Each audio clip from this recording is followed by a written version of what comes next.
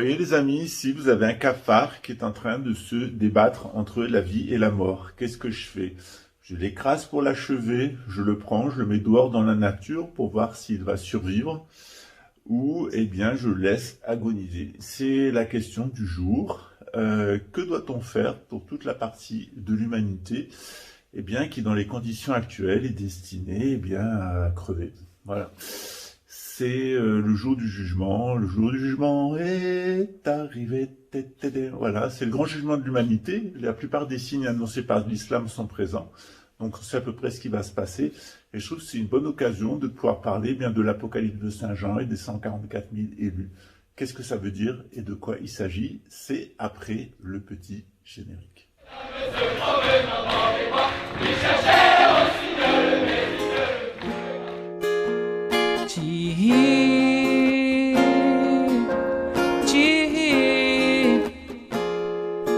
Força da natureza, olha quanta beleza que há em ti, que há em ti.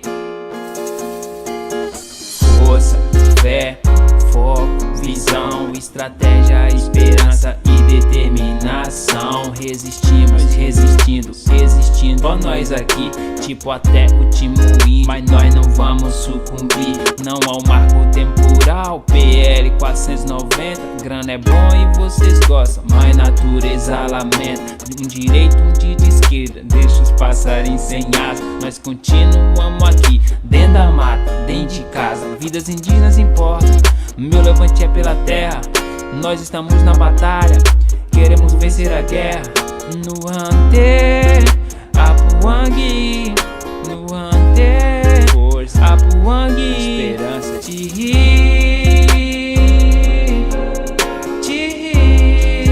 é a força e a razão. Força da natureza, é pela terra, olha quanta beleza.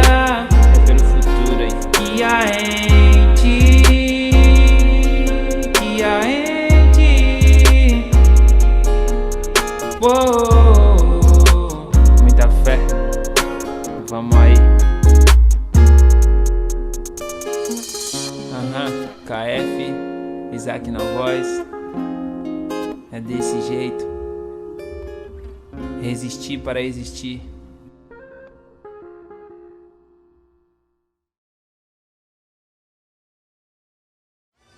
Eh bien, j'ai choisi la meilleure solution, c'est-à-dire eh bien, de le mettre en dehors de chez moi pour voir s'il allait survivre. Voilà, c'est le plus simple. Alors, on va voir maintenant qu'est-ce qui va se passer dans le cadre de l'Apocalypse de Saint Jean. Pour ce faire, on va retourner sur le tableau qu'on avait vu ces derniers temps. Et vous allez voir, il y a quelques petits éléments qui vont être rajoutés. Vous allez toujours tout de suite comprendre comment marche le texte de l'Apocalypse de Saint Jean. Il est très simple, il suffit juste de connaître un peu la gnose et l'ésotérisme pour voir et comprendre de quoi il s'agit. Tout de suite. Voilà le petit schéma en question. Comme vous le voyez, il y a notre être corporel qui est ici en rouge. Et puis notre être corporel, il va se doubler d'un être subtil. Or cet être subtil, normalement, il est connecté à notre source métaphysique. Et lorsqu'on est connecté à notre source métaphysique, eh bien, on a un vécu éveillé. On va obéir au programme qui a été prévu pour nous par la nature et par Dieu. Et on va respecter ce qu'on appelle dans le bouddhisme le dharma. C'est ça le dharma. Le dharma, c'est accomplir des actes qui sont conformes à notre nature psychique et à notre nature corporelle. On fait ce qui est bon pour notre corps, on fait ce qui est bon pour notre âme, en connexion avec l'esprit. C'est ce qu'on appelle le vécu éveillé. On est pleinement éveillé, on fait que des actes bénéfiques, et ces actes bénéfiques, eh bien, ils sont conformes à notre nature individuelle, ils sont conformes surtout à notre nature métaphysique. Dans l'autre cas, eh bien, lorsqu'on n'est pas connecté à notre source, lorsqu'on n'a pas un vécu éveillé, ou quand on a un vécu très peu éveillé, on a tendance à ne pas faire des actes bénéfiques. On a tendance à ne pas suivre le dharma. Qu'est-ce qui va se passer pour nous? Eh bien, on va avoir toutes sortes de mémoires qui sont enregistrées dans notre être subtil. Et ces mémoires, lorsqu'elles rentrent en vibration, lorsqu'elles sont à maturité, ces mémoires, on appelle ça des samskaras. Lorsque les samskaras rentrent en vibration et que ces samskaras se réveillent, ils vont émettre un champ pollué et nous donner un vécu pollué. Dans ce vécu pollué, nous avons tendance à passer par des états hypnotiques, des états répétitifs et qui s'auto-entretiennent. Et ces actes, cet état hypnotique, il va faire que nous allons cumuler des actes nocifs. Nous allons émettre des nocivités et dans nos actes, dans nos pensées, dans nos paroles, etc.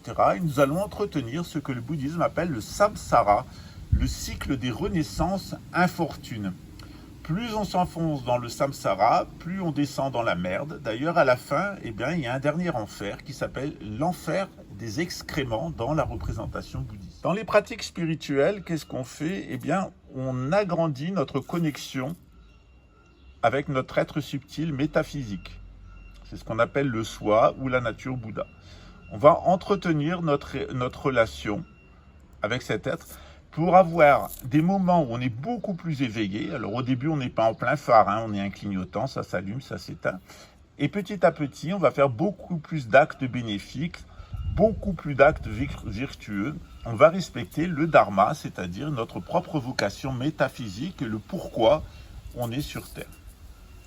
Dans les pratiques spirituelles, notamment celles des indigènes, par les battements de tambour, on va faire rentrer ces vibrations, ces mémoires, on va les faire vibrer. On va les faire vibrer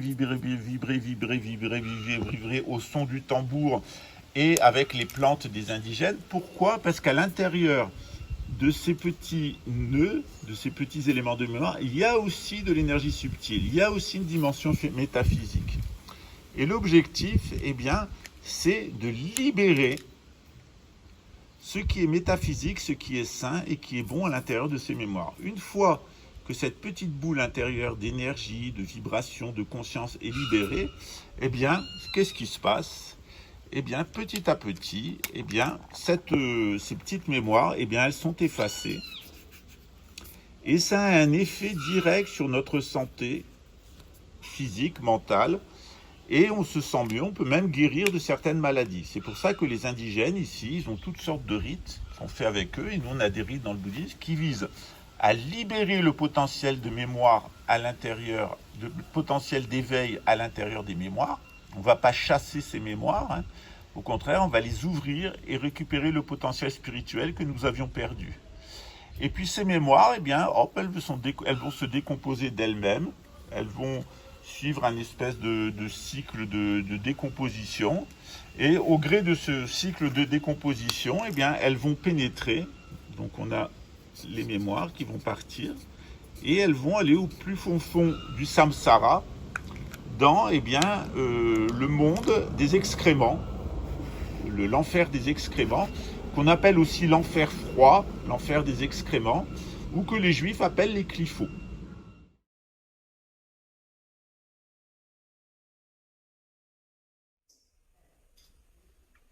Alors, tout d'abord, il faut rappeler que ce qui va être jugé, c'est ce domaine, et ce qui va être sauvé, c'est ce domaine.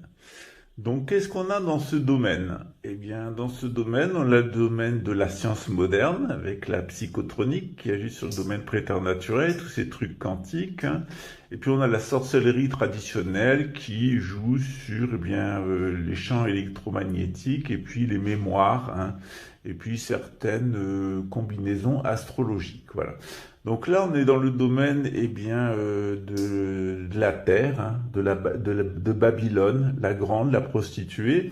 Et on est aussi dans le domaine de ce que l'Apocalypse de Saint Jean appelle la perversion religieuse. C'est Babylone, la grande, la prostituée. Alors, il s'agit, dans l'Apocalypse de Saint Jean, de cette bête surgie de la terre, qui porte 2 cornes comme un agneau, mais parlant comme un dragon, opérant des prodiges jusqu'à faire tomber le feu du ciel sur la terre devant les hommes. Bon, c'est l'énergie nucléaire, c'est pas la peine de tourner autour du pot. Ici, ce système, ça représente la science qui a remplacé la religion, et puis la psychanalyse qui a remplacé, enfin la science et le spiritualisme qui ont remplacé la religion, et puis la psychanalyse freudienne jusqu'à la psychotronique en passant par Jung qui ont remplacé l'initiation. Alors ils sont une parodie.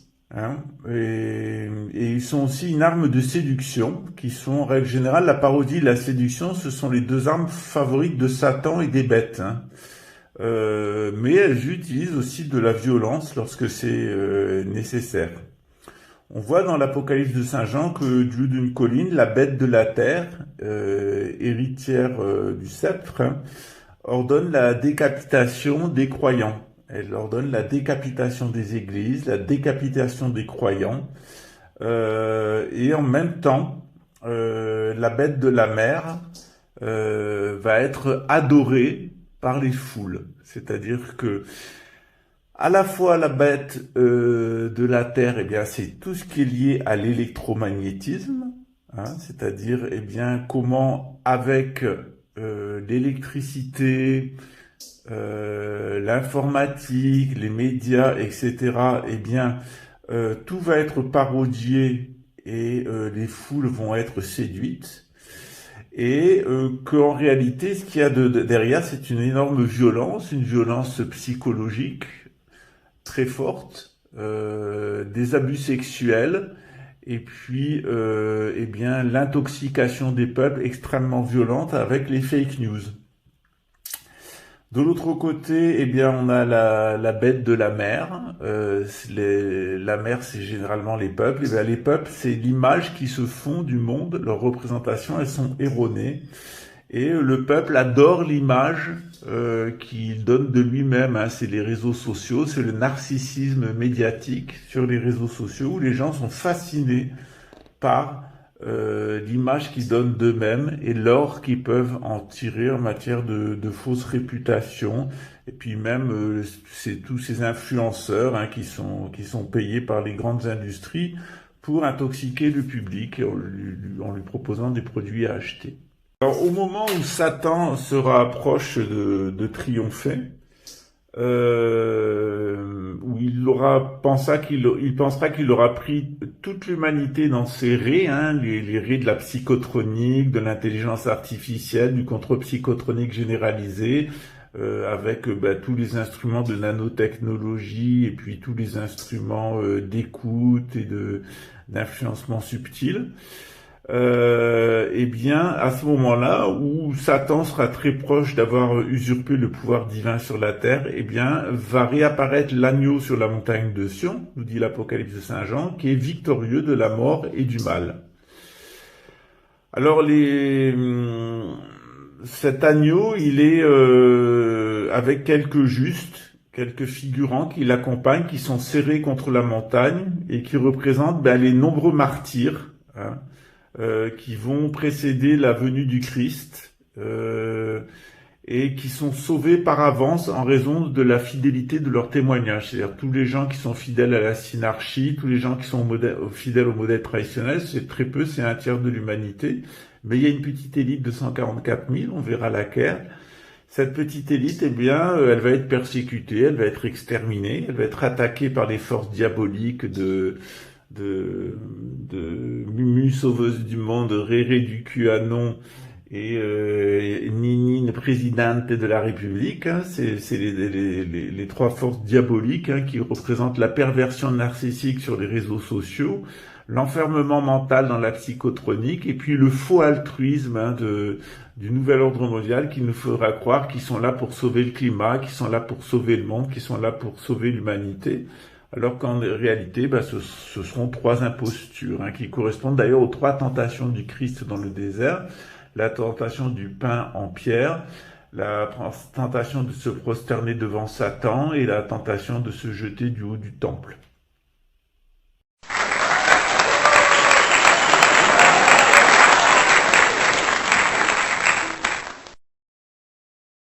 La bête de la mer, c'est le pouvoir temporel corrompu, hein. On a la bête de la terre qui est le pouvoir spirituel perverti. C'est toutes les églises qui ont été perverties avec la fausse science, avec la contre-initiation et l'anti-tradition.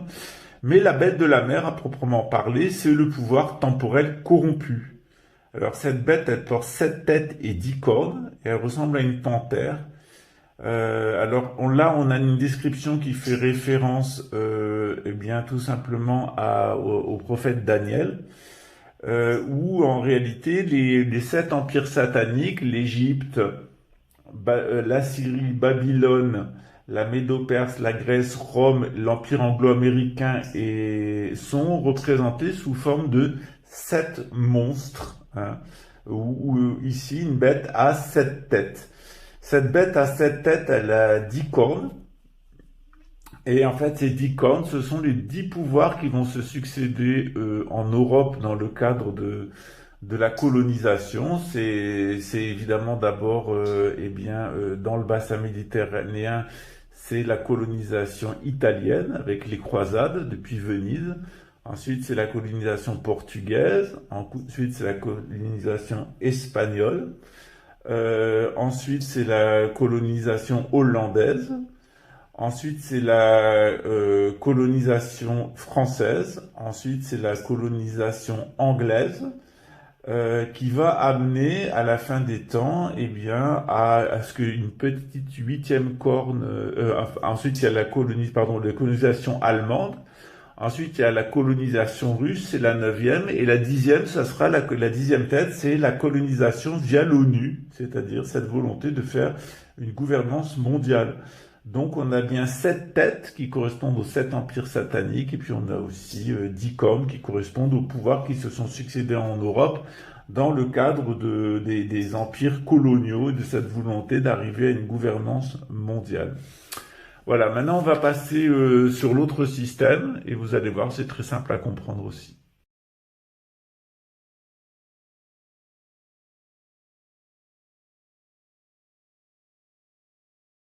On va rappeler le système des 4 éléments qui correspondent aux 4 cavaliers d'Apocalypse. Donc l'eau, eh ben, c'est ce qui permet de recevoir les coupes, c'est ce qui permet de recevoir l'eau. L'air, c'est ce qui met en œuvre les trompettes, et puis les sceaux, c'est un mélange de feu et de terre. C'est-à-dire on passe de la terre, la cire d'abeille, on la passe au feu, et puis on obtient un sceau avec lequel on ferme un parchemin. Alors dans l'Apocalypse de Saint Jean, on a 7 sceaux, 7 trompettes et 7 coupes. Eh bien on va voir que ça correspond au système des chakras. Les 7 trompettes, les 7 coupes et les 7 sceaux, c'est lorsque la personne va vivre, eh bien, d'abord, une véritable purification, ce qu'on appelle en Inde la sadhana, c'est-à-dire un véritable feu psychique qui part de la Kundalini, qui va tout purifier en elle. Et puis, il y a un aspect ascendant, comme l'air, et un aspect descendant, comme l'eau, qui vont correspondre aux coupes et à l'air. Donc, on a bien les sceaux qui correspondent à l'axe feu-terre, c'est-à-dire, eh bien, c'est un véritable feu intérieur qui va se déclencher chez les élus. D'abord, c'est beaucoup de purification et beaucoup d'épreuves au niveau physique, hein. Très certainement aussi provoqué par l'usage généralisé de la psychotronique, de l'électricité, etc. Il y a des gens qui vont réagir, hein. C'est ce qu'on dirait maintenant les électrosensibles, alors ceux qui se laissent faire et ceux qui se révoltent contre le système. Et puis, il va y avoir 2 systèmes qui vont l'accompagner. À la fois le système des coupes. Alors là, c'est une purification par l'eau. Et puis, de l'autre côté, on a l'air avec les trompettes. Et là, c'est une purification par les éléments à proprement parler météorologiques. Donc, on va avoir à la fois un problème d'air, hein, c'est-à-dire des changements climatiques, un problème d'eau, un déluge, et on va avoir un problème sismique généralisé. Alors c'est ce que nous disent toutes les prophéties. Il va y avoir des changements au niveau du magma terrestre, hein, qui va changer la physionomie de la Terre. Et puis on va avoir un problème de déluge, et puis un problème de vent, un problème de climatique. Voilà. Ces 7 trompettes, ces 7 coupes et ces 7 sceaux qui correspondent aux 4 éléments, on les retrouve dans les 7 chakras. Et quand on compte le nombre de pétales, 4, 6, 10, 12, 16 et 96, on obtient 144 fois 1000, 144 000. Donc les 144 000 élus de l'Apocalypse de Saint Jean, c'est tout simplement un état spirituel. Voilà. Donc là, vous avez les élus qui auraient été sensibles à ce changement magmatique et qui vont avoir une réaction qui va être l'éveil de Kundalini. Et puis ils vont accepter dans la vie d'être emportés par l'air, par l'esprit, c'est-à-dire aller dans des tas d'endroits différents. Et puis ils vont être protégés des eaux, parce que ce qui attend l'humanité pécheresse, celle-ci, c'est que parce qu'elle se sera vendue à l'électricité, parce qu'elle se sera vendue à la bête, c'est-à-dire la bête c'est l'électricité, la bête qui monte de la terre c'est l'électricité, sont vendus à l'informatique, à toutes ces commodités, ils sont allés jusqu'à s'adorer eux-mêmes sur les réseaux sociaux, c'est la bête qui monte de la mer.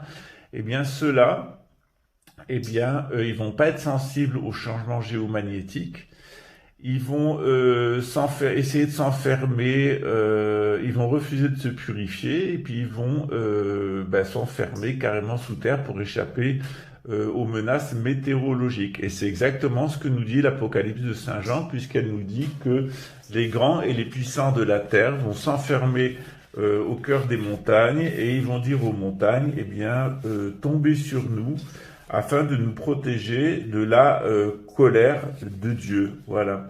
Dans ce contexte-là, l'Apocalypse de Saint Jean, elle nous annonce, ça c'est la tapisserie de l'Apocalypse, dont je vous ai souvent parlé de ce petit livre. Donc dans l'Apocalypse, dans la tapisserie de l'Apocalypse, vous avez la destruction de Babel, la grande, la prostituée, qui est ici. C'est une très belle tapisserie que vous pouvez voir à Angers, où vous avez absolument tout le schéma de l'Apocalypse qui a été réalisé au XIVe siècle. Voilà, ici vous avez fidèle et véritable. Puis vous avez les 7 sceaux qui vont être ouverts. On a le Verbe cosmique, et puis Saint Jean qui est à ses pieds. Et puis cette tapisserie, elle est très intéressante. C'est une commande extraordinaire. C'est un grand tapis mural. Voilà la bête qui correspond au pouvoir politique avec ses 7 têtes et ses 10 cornes. C'est les 7 grands empires, on peut dire édomito-khazars. Voilà. Ensuite, évidemment, il y a le déclenchement des trompettes. Vous le voyez là ici, le déclenchement des trompettes, il crée des phénomènes météorologiques. Et puis il va y avoir un déluge qui va être important. Et en parallèle, on va avoir un problème du magma terrestre, de l'électromagnétisme terrestre.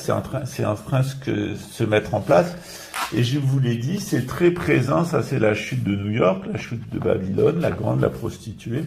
Et c'est la chute de Rome aussi. À la fois le pouvoir spirituel corrompu et le pouvoir temporel corrompu. Alors arrive un grand chevalier. Alors là, c'est l'imam Al-Mahdi avec son épée.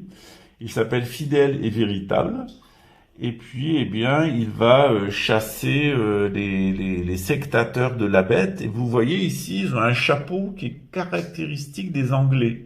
Alors, au XIVe siècle, en France, on est en pleine, on est dans le contexte de la guerre de 100 ans, où l'anglais représente véritablement la venue du règne de l'Antéchrist. Tout le monde est conscient que ça viendra par la tribu de Dan et que par le sang de Jésus, et qu'il s'agit en réalité du sang mérovingien qu'on retrouve dans la couronne britannique. Voilà, c'est les 13 Illuminati Bloodlines, pour reprendre le livre de Springmeier. Voilà. Donc, ces Anglais, c'est eux qui vont mettre en place le dernier empire satanique, notamment avec la dernière bête. Cette dernière bête, c'est l'ONU. Voilà. Mais elle va être détruite par Fidèle et Véritable avec son épée, et CFJ, bien entendu, de l'imam El-Mahdi. Voilà.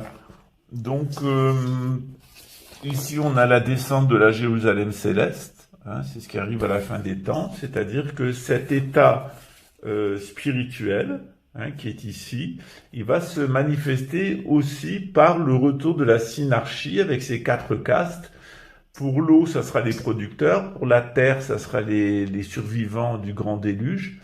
Pour l'air, ça sera le nouveau clergé. Puis pour le feu, ça sera la nouvelle noblesse. C'est elle qui aura été trouvée digne. Cette nouvelle noblesse, elle est héritière de l'ancienne noblesse terrienne. C'est mon cas, c'est-à-dire ceux qui auront été dignes d'ouvrir les sceaux et de lire l'Apocalypse de Saint Jean en eux, avec le travail des trompettes, c'est-à-dire tout ce qui doit être annoncé, et le travail de purification. Alors pour entrer dans la synarchie à venir, qui sera son siège, elle aura 2 sièges, un siège en Afrique du Sud, un siège en Afrique et un siège au Brésil, eh bien, il faudra passer par les épreuves des 4 cavaliers de l'Apocalypse qui correspondent aux 4 éléments. Donc on a véritablement, avant la victoire du Christ, avant la descente de la Jérusalem céleste, qui est précédée par la victoire du Christ et la chute de Babylone, eh bien, on a une série d'épreuves qui attendent l'humanité. Alors, ceux qui vont passer à travers cette épreuve, eh bien, il y a ceux qui vont être tués dans la voie, c'est-à-dire que, ben, ils vont se prendre des rérés du QAnon, des Mumu Sauvage d'Imband et la présidente de la République, pour essayer, ben, évidemment, de détruire tout prémisse de la synarchie. Mais en règle générale, il est annoncé que, ça ne marchera pas, et dans de très peu de cas où ça amène à l'élimination des élus, eh bien, ils reviendront avec le Christ et ils demanderont compte de leur sang contre toute l'humanité qui les aura persécutés. Voilà, donc c'est le jugement de l'humanité. Hein, voilà. Donc il faut faire très attention pour revenir au cas du Kundalini Yoga. Quand on rencontre un enseignant ou un maître de Kundalini Yoga, c'est qu'on va être confronté à sa propre apocalypse. Et dans les semaines à venir, je vais vous raconter plusieurs témoignages de personnes qui ont eu des éveils de Kundalini, comment ça s'est passé pour eux. Et puis, je vous raconterai aussi l'histoire d'une personne qui a failli être complètement détruite par ce processus de Kundalini, parce que son ego était démesuré et qu'elle n'a pas accepté les changements climatiques, elle n'a pas accepté de se purifier de comportements erronés. Et puis elle a voulu faire ressentir un pouvoir de feu sur la Terre, hein, de ce feu atomique, hein, c'est une menace atomique. Et en fait, ça s'est un peu mal passé pour elle, mais bon, finalement, je suis intervenu. Au final, après la mort de son ancien spirituel, ça a fini par plutôt pas trop mal se passer. Voilà. À l'heure actuelle, eh bien, la plupart des humains, ils sont dans ce système. C'est-à-dire que quand ils sont dans la religion, tout ça, c'est scellé. Voilà. C'est scellé jusqu'à l'éveil. Le problème du New Age et de la sorcellerie, c'est que le New Age et la sorcellerie vont, vous voyez, hop, ils vont tripoter ce domaine-là, des samskaras, des vasanas, des vritis, des geshas, des empreintes et des latences, et puis à coup de programmation d'eau, à coup d'ondes et à coup de vibrations cosmiques, hein, ou artificielles, eh bien, c'est pour ça qu'on dit souvent que les joueurs de piano sont des cinglés. Hein. L'Église catholique souvent refusait de leur donner l'extrême-onction et de les enterrer. C'est notamment le cas de Mozart. Parce que justement, c'était des gens qui jouaient trop avec les vibrations, ils étaient frappés.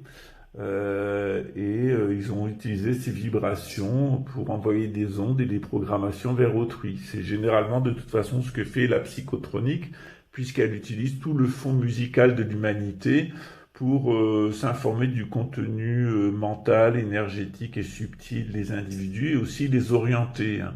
Quand vous êtes dans une opération de police, en règle générale, les policiers vous font écouter de la musique, vous chantent des petites chansons, etc.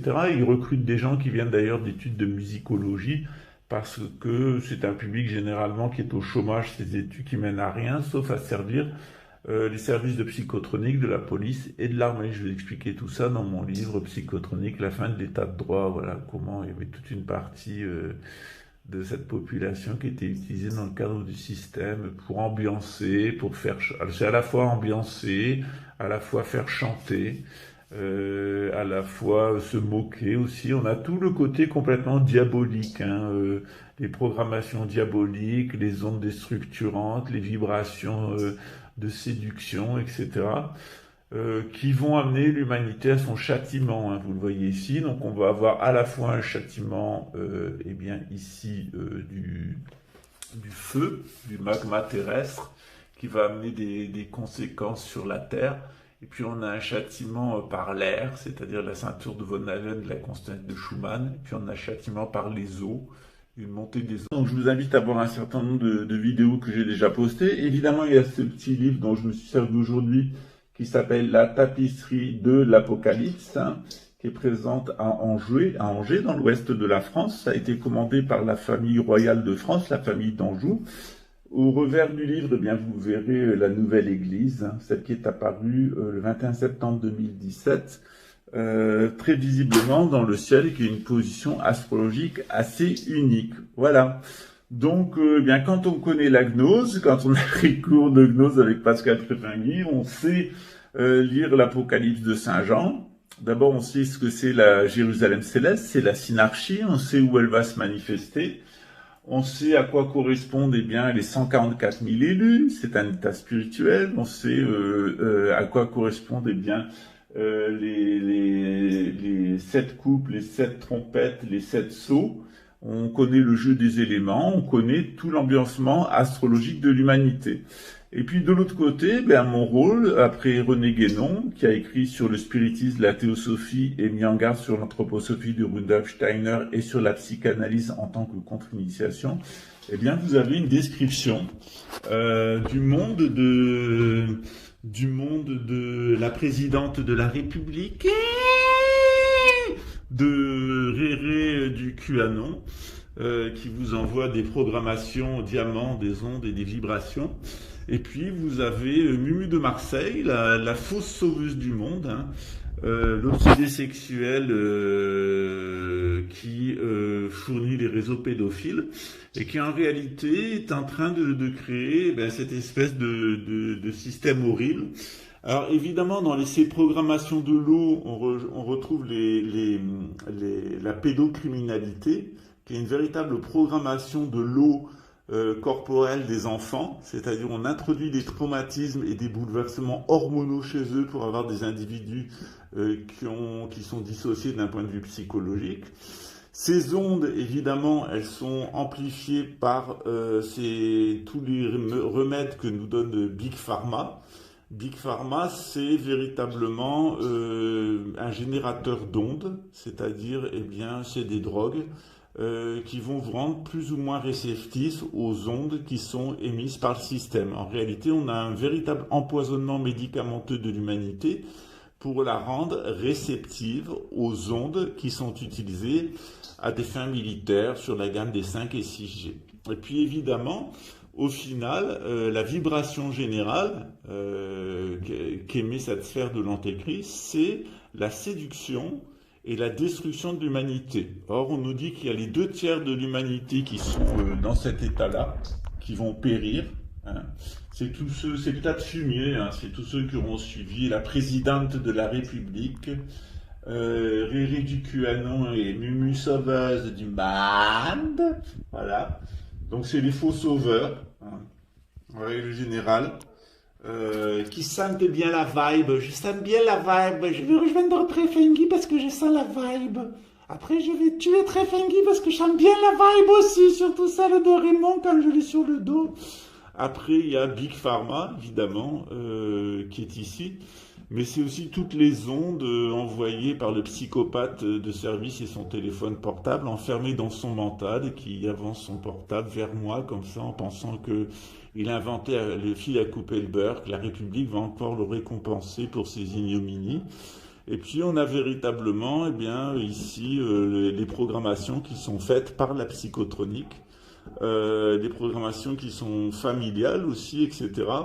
Et puis c'est tout ce mauvais ambiancement, toutes ces mauvaises programmations de l'humanité qui ont commencé avec la Shoah, qui ont d'abord commencé avec la guerre de 14 qui a exterminé les chrétiens, la Shoah qui a exterminé les juifs, et puis maintenant cette troisième guerre mondiale qui veut exterminer le maximum de musulmans qui a commencé en 1991 avec la première guerre du Golfe. Voilà l'état dans lequel est l'humanité. Évidemment, toute cette partie de l'humanité, elle va pas pouvoir se mettre à l'abri. Enfin, elle cherche à se mettre à l'abri. Elle va le faire dans les montagnes et sous terre. Elle cherche un endroit où se coller. Mais cette humanité qui est complètement destructrice, elle est confrontée elle-même. C'est-à-dire que à la fois, elle va avoir un châtiment de l'eau. Si elle reste dans l'hémisphère sud, c'est des gens qui vont périr par l'eau en règle générale. S'ils restent dans l'hémisphère nord, ils vont périr par le feu. Et puis s'ils se mettent sur une zone équatoriale, eh bien ils vont périr par l'air. Donc c'est vraiment des gens qui sont persécutés par des éléments, qui vont mal finir leur vie, parce que pour avoir détruit l'humanité et la planète, c'est eux-mêmes qui vont être détruits au terme de leur vie. Leurs composants psychiques vont être aspirés vers le centre de la Terre, ils iront en enfer. Quant aux élus, alors que ça soit ceux qui iront jusqu'au bout du processus ou ceux qui auront été tués dans la voie pour rendre témoignage à l'Esprit Saint, eh bien, ils auront le droit à la résurrection. C'est-à-dire que même s'ils étaient détruits, même s'ils étaient anéantis, etc., eh bien, soit il y a ceux qui ne se sont pas encore réveillés, et de toute façon, ils seront réveillés par rapport à leur os du coccyx, c'est ce qu'on appelle la résurrection des morts. C'est le corps glorieux dans une autre dimension. Puis il y a ceux qui ont déjà atteint l'éveil et la réalisation dans cette vie, et eux, de toute façon, ils existent déjà comme Jésus dans le corps, avec son corps taborique sur le mont Tabor qui est perçu avec Moïse, Abraham, et les prophètes par les apôtres sur le mont Tabor, c'est-à-dire qu'ils sont déjà en grande partie téléportés, entre guillemets, dans l'autre dimension. Et c'est ce qu'on appelle l'élévation de l'Église. Voilà. Sur ce, les amis, j'espère que ça vous aura intéressé, j'espère que ça vous aura intrigué. Alors c'est vrai que l'enseignement que je donne, il est fondé sur des sources très sûres. Le point de vue que je donne, il est assez inédit, mais en fait, il est très traditionnel. En fait, il n'a rien d'inédit. C'est celui du Coran, c'est celui de la Bible, c'est celui des évangiles, c'est celui des Upanishads, c'est celui des Vedanta, c'est celui du Dhammapada. Il n'y a rien d'original dans ce que je vous dis. Et puis au niveau des thérapies, eh bien, souvent on est un peu confronté aux résultats. C'est-à-dire que il y a des gens pour qui ça marche, il y a des gens pour qui ça marche pas. Alors en règle générale, les gens qui n'arrivent pas à s'éveiller et les gens qui sont tellement pourris qu'ils n'arrivent pas à s'éveiller, ils sont surtout attachés à leur pourriture, ils se retrouvent sur le tas de fumier. Alors eux, ils vont faire une mauvaise publicité.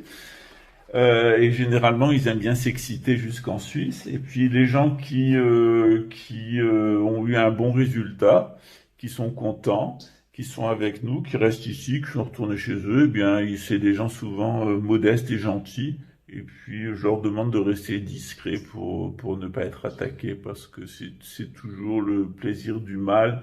Sachez que tous les gens qui ont été guéris par Jésus ont été assassinés par la suite par les membres du clergé de Jérusalem, ce qui explique très certainement ce qui s'est passé par la suite pour les nationalistes juifs, et notamment la destruction du temple et son incendie par les nationalistes même. C'est pas le Romain qui a détruit le temple, c'est les nationalistes juifs. Voilà.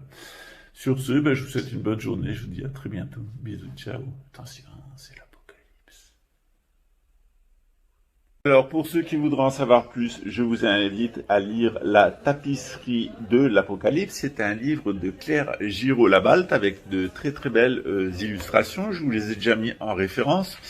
Quel est le contexte de cette tapisserie qui a été faite à la demande de la famille d'Anjou? Eh bien,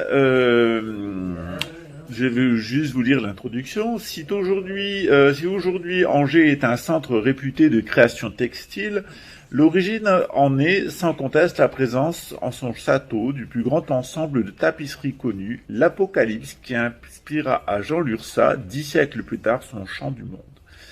Commande exceptionnelle de Louis d'Anjou, prince fastueux de la seconde moitié du XIVe siècle, la tenture angevine reste une des rares œuvres qui témoigne de la vie brillante intellectuelle des cours princières au temps de Charles V et de l'art de la tapisserie alors en plein essor.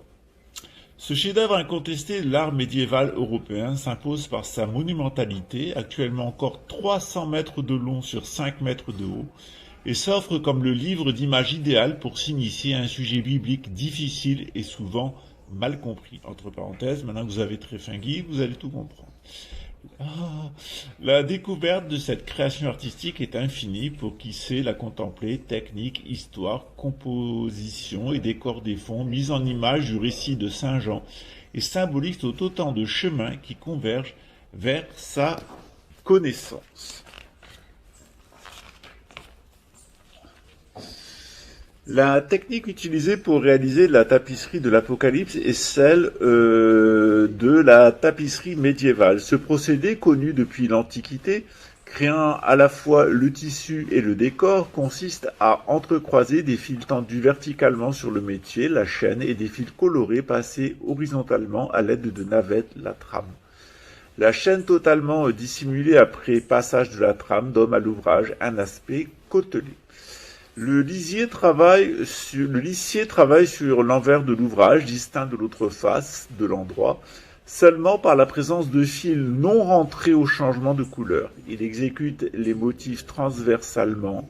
Les personnages représentés debout sont donc en réalité tissés comme s'ils étaient couchés. La hauteur de la tapisserie, 6 mètres à l'origine pour l'Apocalypse, correspond en fait à la largeur des métiers utilisés sur lesquels plusieurs ouvriers peuvent travailler côte à côte.